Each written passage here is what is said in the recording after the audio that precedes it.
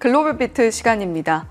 간밤 뉴욕 증시, 무디스의 신용등급 강등을 어떻게 소화할까 좀 긴장도가 높았는데요. 시장이 어느 정도 예상했던 대로 그렇게까지 큰 충격을 주지는 않은 것 같습니다. 그런 가운데 오히려 조정은 매수 기회다라는 인식이 유입이 됐고 무엇보다도 마이크로소프트 역시도 컨퍼런스 2025를 통해서 시장에 활기를 좀 불어넣어준 덕분에 오히려 저가 매수세가 유입되는 모습을 보여줬죠. 네, 시장에서는 지난주의 반등이 이어질 거라는 기대 심리가 살아있는 듯한 모양새였습니다.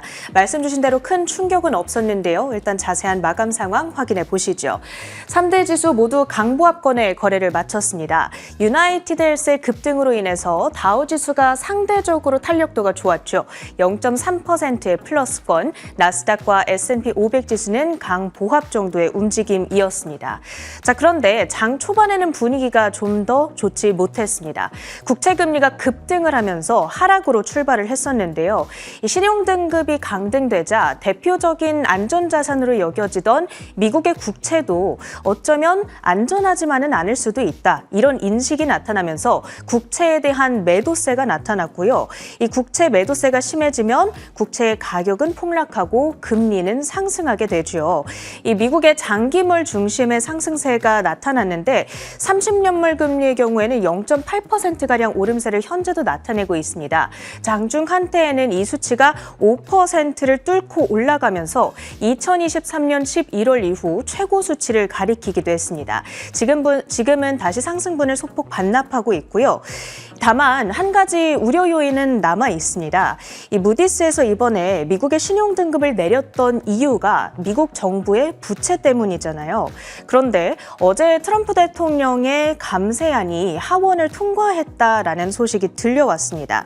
이 세금을 줄이는 것이기 때문에 정부 재정에는 추가적인 부담을 가하는 요인이 될 것인데 이것이 상원을 통과해서 실제로 만약에 추진이 되게 된다면 추후에 증시 하락의 빌미로 또 작용할 요인이 있겠습니다. 자, 그 밖에 주목해야 될 헤드라인들도 좀 정리를 해봤습니다. 지금 미국과 중국이 일단 90일간 휴전에 들어가면서 양국의 사이가 좀 좋아지는 듯한 분위기잖아요. 그런데 이 90일 휴전에 돌입한 직후 사실 한 가지 안 좋은 소식도 들려왔었습니다. 바로 미국이 중국 화웨이 칩에 대한 사실상 전 세계 사용 금지 조치를 내린 겁니다. 화웨이의 칩을 사용하는 것은 우리의 수출 규정을 위배하는 것이다 라고 주장을 한 것이죠.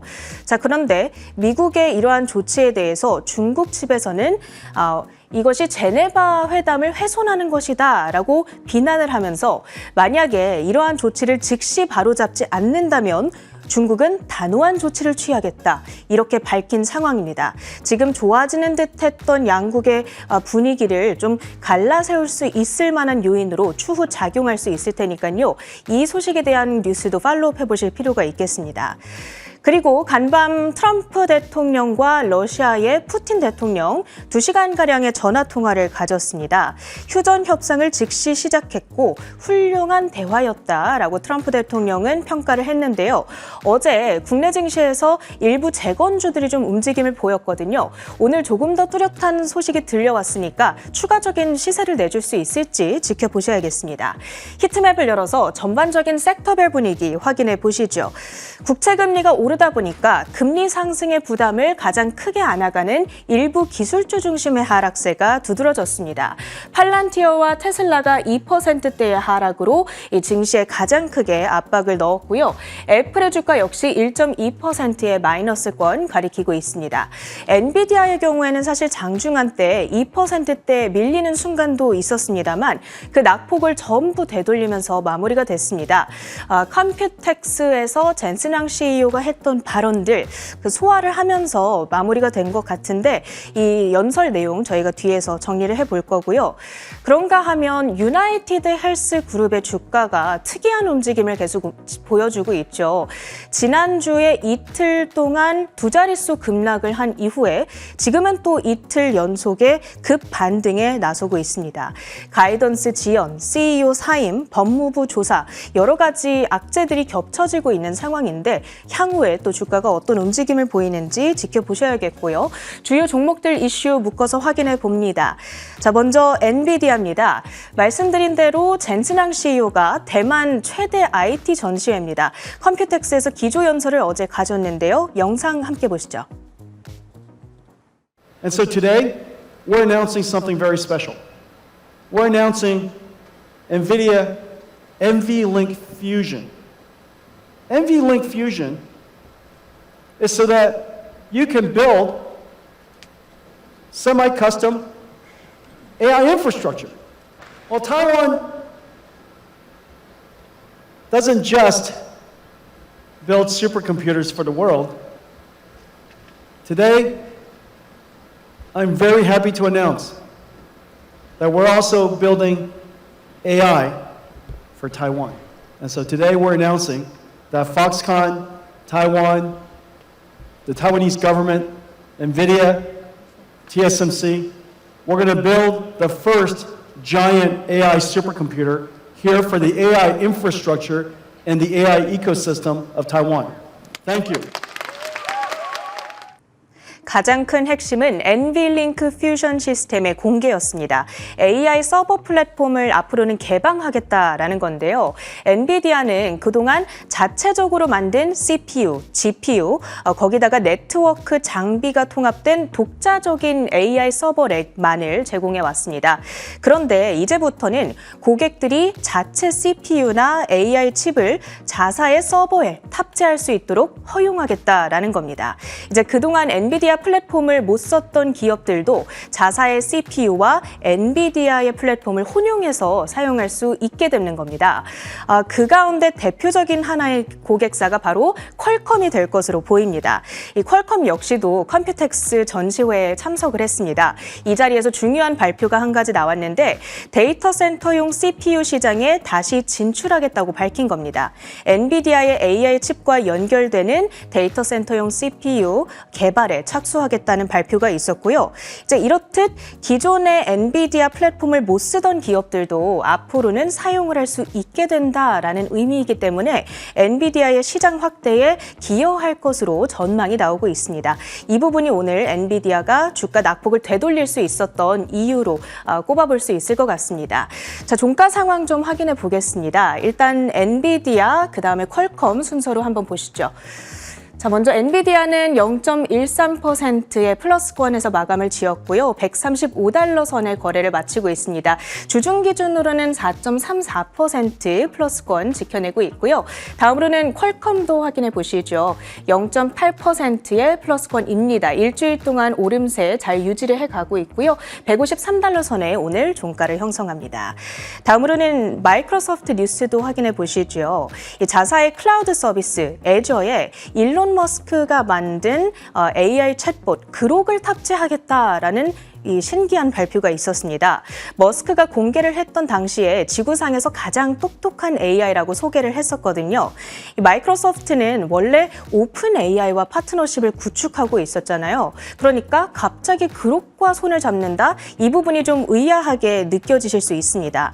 챗 GPT에만 의존하던 초기 전략에서 벗어나 이제는 다양한 AI 기업들과 협력 관계를 구축해 나가겠다는 전략으로 해석을 해보시면 좋겠습니다. 그 밖에 실적과 이슈에 따라 움직였던 특징주들 확인해 보시지요. 알리바바입니다. 이 앞서 애플이 중국용 아이폰에 알리바바의 AI를 탑재하겠다라고 얘기를 했었죠. 미국 정부가 이 부분에 대해서 우려를 표명했다는 뉴욕타임스의 보도가 들려왔습니다. 양사의 제휴가 중국 기업의 AI 능력을 향상시킬 수 있고 또 중국의 법률에 애플이 노출될 우려가 있다라는 겁니다. 우리 기업으로 중국에 좋은 일 해준다. 이런 이야기가 되는 건데요. 이 뉴스를 소화하면서 간밤 알리바바 ADR의 주가가 0.4%의 내림세를 그렸다는 특징이 있었고요. 다음으로는 리제네론 봅니다. 파산 절차에 들어간 23andMe의 핵심 자산을 인수한다고 밝혔습니다.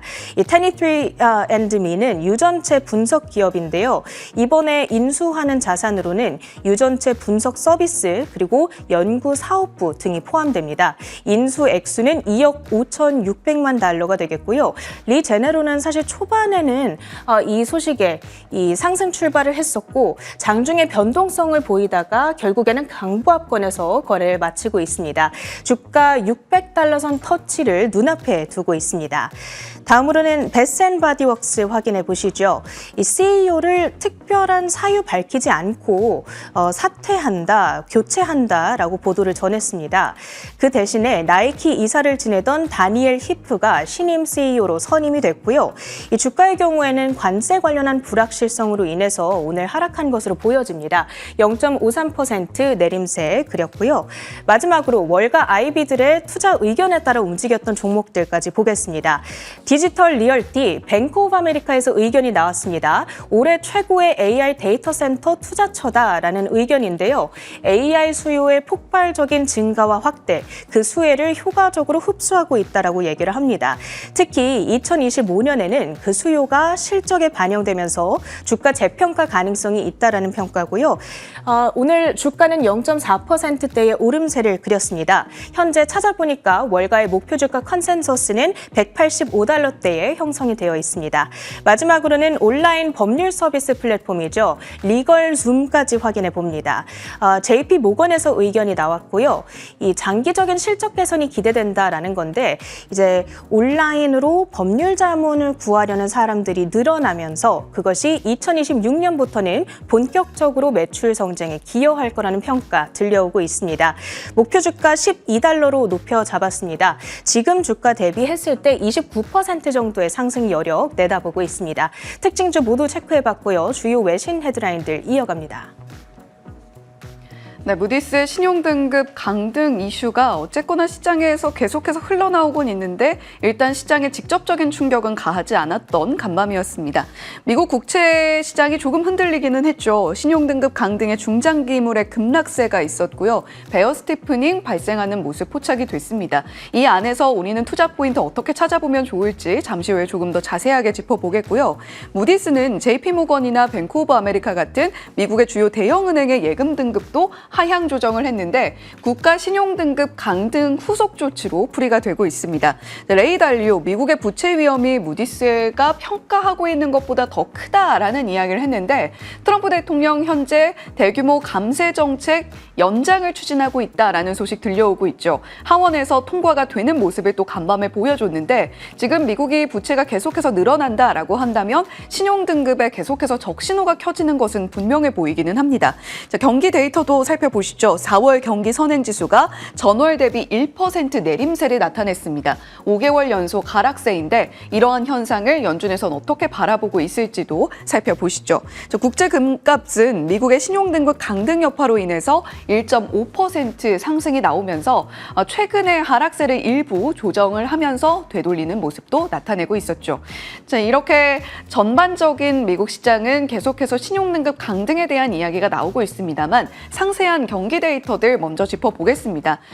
지금 4월 경기 선행지수 컨퍼런스 보드에서 발표를 했는데요. 1% 약세, 5달 연속 하락세다. 앞서서 말씀을 드렸습니다. 실제로 이렇게 파란 선을 보시면 점차적으로 하향 곡선을 그리고 있음을 알 수가 있죠. 3월에는 마이너스 0.8%로 데이터를 받아들었는데 이보다 더 낮게 그리고 예상치보다도 더 낮은 수치를 4월에 받아들게 된 겁니다. 이는 2023년 3월 이후에 최대 낙폭을 기록하고 있는 것이겠고요. 소비자 기대심리 약화와 또 민간 주택시장 위축 전반적인 구성 지수들이 모두 약세를 보였다라는 부분을 참고해 보셔야 되겠습니다. 자, 경기 선행지수를 구성하고 있는 10가지 항목이 있는데요. 어떤 것들이 있을까요? S&P 500 지수, 선행 신용지수, 주간 신규 실업 청구 건수 저희 매주 목요일마다 받아보고 있죠. 제조업체 신규 주문이라던가 건축 지표들, 국채에 대한 데이터들 여러 가지를 합산을 해서 경기 선행지수를 이렇게 집계를 하고 있습니다. 자, 그렇다면 관련한 수석 매니저 어떻게 현재 상황을 평가하고 있는지를 좀 들여다볼까요? 4월 경기 선행지수는 많은 이들이 경기 침체를 우려하던 그 수준과 유사하게 흘러가고 있다라는 코멘트를 내놨습니다. 자, 그런데 6개월 하락률을 집계했을 때 한 2% 정도 나오고 있거든요. 이게 직접적인 침체 신호에 도달했다라는 시그널은 아니고 다만 우리가 예의주시할 필요는 있다라는 뉘앙스의 발언을 내놨습니다. 당장 침체를 예고하진 않는다라고도 언급을 했죠. 자, 그러면 연준 인사들은 어떻게 현재 경기 평가하고 있을까요? 존 윌리엄스 뉴욕 연은 총재 6월에서 7월 사이가 되면 투자자들은 연준이 어떤 스탠스를 취할지 좀 기대하는 부분이 있었습니다. 그런데 그때가 돼도 상황이 명확해지기보다는 점진적으로 판단에 접어드는 시기가 될 것이다 라고 이야기를 했고요. 현재 긴축적인 수준은 연준의 정책이 적절한 위치에 있다는 것을 반증하고 있고 대출 연체 증가와 소비 여력이 얼마나 남아있는가를 지금 현재 주목을 하고 있다라고 어떤 데이터들을 보고 있는지를 이야기를 했습니다. 보스틱 총재는 혼란과 불확실성을 정리하기까지 3달, 길게는 6달까지 걸릴 것으로 본다고 이야기했고요. 기대 인플레이션의 현재 데이터가 상당히 우려스럽다 이런 이야기를 또 하기도 했습니다. 제퍼슨 부의장은 현재 불확실성을 감안할 때 지켜보는 것이 적절하다라고 새 연준 인사 모두 신중론을 한 차례 더 강조하는 모습을 보여주기도 했죠. 자, 이렇게 연준 인사들의 발언들도 역시 계속해서 트럼프 대통령의 금리 인하 압박에도 좀 버티는 모습들을 나타내고 있는데요. 첫 번째 헤드라인 바로 이어서 살펴보겠습니다. 신용평가사 무디스가 미국의 국가 신용등급을 최고 등급에서 한 단계 강등한 후 첫 거래일 뉴욕 증시가 강보합으로 마감했습니다. 뉴욕 증시는 무디스의 신용등급 강등 여파에 따른 위험 회피 심리로 이날 약세로 출발했으나 장중 낙폭을 좁힌 뒤 상승 반전에 마감했습니다.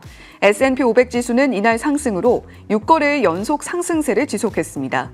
스콧 베센트 미국 재무장관은 전날 NBC 뉴스 인터뷰에서 무디스 강등 결정에 대해 후행 지표라며 무디스를 그다지 신뢰하지 않는다고 평가절하한 바 있습니다.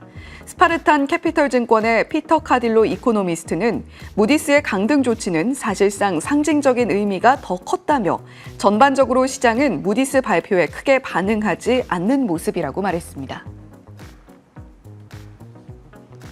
네, 어느 정도 시장에서는 무디스의 등급 강등이 이미 예견이 되어 있었던 만큼 충격이 크지 않을 것이다라는 이야기를 이미 했던 바가 있습니다.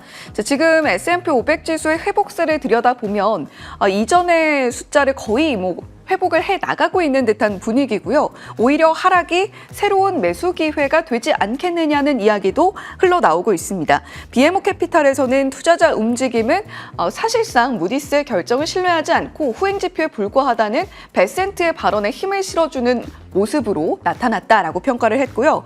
펀드 스트레스에 우리가 잘 알고 있는 애널리스트 톰리는 등급 하향으로 급격하게 만약에 추가 조정이 나온다면 공격적으로 매수할 것이다 이런 코멘트를 하기도 했습니다. 다만 JP 모건의 제이미 다이먼은 커지는 리스크 속에서 우리가 지나치게 안일하게 대응하고 있는 것은 아닌가라고 경고의 목소리를 전하기도 했죠. 자, 그러면 우리가 이 안에서 어떤 시그널들을 좀 보면서 투자를 하면 좋을까요? 10년물 금리 4.5%가 조정 신호인가라는 블룸버그 통신의 자료입니다. 지금 주황색으로 분홍색으로 표시된 구간들이 보이시죠? 이때가 10년물 국채 금리가 4.5%를 돌파해 내는 구간들입니다. 그때 좀 급격한 조정들이 한 차례씩 발생했다라는 점을 감안할 때 수익률이 4.5%를 초과한다면 주가 급락 또는 정체 신호일 수 있으니까 조심해보자라는 투자 포인트로 참고해 보시면 좋을 듯합니다. 자, 그렇다면 지금 이렇게 어쨌거나 조정이 나온다면 추가적으로 매수를 해야 될까 아닐까 여러 가지 좀 기로에 서 있다라고 보여지는데요. 신흥시장과 선진시장 사이에 더 매력적인 투자처는 어느 쪽이 될까요? 팩트셋의 자료인데요. 이 EM, 이 신흥시장 ETF인데 이 가운데 보이는 그래프는 유럽 시장의 지표 스톡스 600이고요. 그리고 S&P 500입니다. 2021년에서 2024년 사이의 수익률을 비교한 그래프인데 신흥시장의 수익률이 상당히 부진했습니다. 이 기간 동안 19.2% 빠지는 모습을 보여줬고요. 3년 동안 수익률은 마이너스 성장을 보여줬죠. 자, 그렇다면 이제는 신흥시장 쪽이 조금 더 아웃퍼폼을 해줄 수 있는 기대감을 가져봐도 좋지 않겠느냐라는 의견으로 한번 참고해 보시면 좋을 것 같습니다. 자, 그리고 골드만삭스에서는 AI 시장을 계속해서 주목을 하고 있는데요. 10가지 투자 포인트, 어떠한 기업들을 주요 커버리지로 삼고 있는가를 이야기를 하고 있습니다. 그중에 5가지 분야를 가지고 와봤는데요. 산업 전반에 영향을 미칠 10가지 테마와 노출 기업을 정리한 그래프입니다. AI 소비자 환경의 진화에는 현재 커버하고 있는 대부분 기업이 적용을 받을 수밖에 없을 것이고 클라우드 컴퓨팅, 자본 지출에 대한 AI 영향은 아마존과 구글이 가장 크게 가져갈 것이다. 그 밖에도 광고, 이커머스, AI 기반 자동화라던가 여러 가지 분야들의 변화가 있을 텐데 반복적으로 등장하는 기업들, 영향을 많이 받아가는 기업들은 저희가 리스트업을 해놓고 좀 기억해 볼 필요가 있지 않을까라는 생각이 듭니다. 자, 두 번째 헤드라인으로 바로 이어가 보겠습니다. 젠슨 황 엔비디아 최고 경영자가 19일 대만에 슈퍼컴퓨터를 구축한다고 공식 발표했습니다. 미국 중심의 인공지능 팩토리 모델을 동아시아로 확장하는 동시에 AI 주권을 대만으로 가져오겠다는 의지로 풀이됩니다.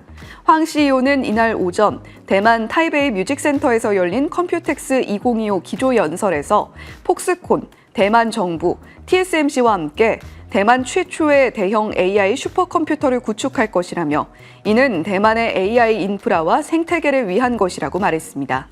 대만이 그동안 세계를 위한 슈퍼컴퓨터를 만드는 곳이었다면 이제는 대만을 위한 AI도 만들겠다는 게 황 CEO의 구상입니다. AI, 반도체 및 시스템 공급자에서 사용자로서의 전환을 선언한 셈입니다. 컴퓨텍스 2025 여러 가지 이슈들이 발표될 걸로 예상이 됐었고 어제 이 시간에 젠슨 황 CEO가 어떤 발언들을 내놓을지 좀 여러 가지 예측들을 함께 전해드린 바가 있었습니다. 실제로 대만의 슈퍼컴퓨터 구축하겠다 공식 발표를 했고요. 지금까지 미국의 하이퍼스케일러 고객사들을 위주로 매출의 절반 이상을 만들어왔던 엔비디아가 그 수익처를 조금 더 다각화하고 여러 가지 분야에서 계속해서 지속적인 성장을 이어나가기 위한 여러 가지 포석들을 준비하고 있음을 컴퓨텍스 2025 기조연설에서 살펴볼 수가 있었습니다. 미국 중심의 AI 팩토리를 동아시아로 확대하겠다라는 전반적인 구상이겠고요. 대만을 위한 AI도 만들겠다. TSMC, 엔비디아 최신 칩 제조하는 역할 맡게 되겠고요. 폭스콘 같은 경우는 AI 하드웨어, 그리고 대만의 여러 기업들과 여러 분야에서 협력을 하겠다라는 구상을 밝힌 바가 있습니다. 그동안 미국에 집중되어 있던 AI 패권을 조금 더 시선을 확장해서 엔비디아의 장악력을 더욱더 키워나가겠다라는 포석으로 풀이가 되는 셈이죠. 자, 그리고 마이크로소프트 역시도 컨퍼런스 2025를 통해서 AI 에이전트 이야기를 하고 있습니다. AI 개발 가속화하겠다라는 구상이고요. AI 에이전트를 통해서 마이크로소프트가 가지고 있는 AI 시장 내에서의 입지를 지속적으로 확장해 나가겠다라는 구상인데요. 어떤 이야기들 구체적으로 내놨는지 바로 이어서 살펴보겠습니다. 네, 마이크로소프트의 컨퍼런스 2025에서 결국 오픈 에이전틱 웹 시대가 개막했다라는 것이 핵심이었고요. AI 에이전트를 활용해서 코딩뿐만이 아니라 윈도우 탐색까지 전방위적으로 활용도를 높이겠다라는 구상, 그리고 AI 개발을 가속화하겠다. 이 부분이 사실 AI 관련한 종목들의 주가를 끌어올리는 데 크게 일조했는데요. 단순한 증명을 해내는 데서 실제 비즈니스 환경에 적합한 솔루션으로 채용을 할 수 있도록 여러 가지 구상들을 하고 있다. 그리고 실제로 적용이 가능하게 구현이 되고 있다는 부분을 강조했습니다. 23만 개의 코파일럿 스튜디오 사용한다라는 이야기를 통해서 자체 맞춤형 AI 에이전트 개발하겠다라는 이야기까지도 함께 전하고 있죠. 자, 그런 가운데에서 지금 계속해서 미국의 AI 패권에 도전하고 있는 중국도 입장을 내놨습니다. 미국의 칩 규제가 무역 컨센서스를 훼손하고 있다라는 주장을 펼치고 있는 건데요. 지금 미국과 중국 사이에 여러 가지 기싸움이 펼쳐지고 있는 가운데 대만으로 시선을 돌린 엔비디아까지 이 AI라는 것이 계속해서 우리 생활에 파고들기는 할 텐데 어떤 식으로 전개가 될지 약간은 복잡한 상황이 전개되고 있다는 점 참고해 보시면 좋겠습니다. 글로벌 비트 전해드렸습니다.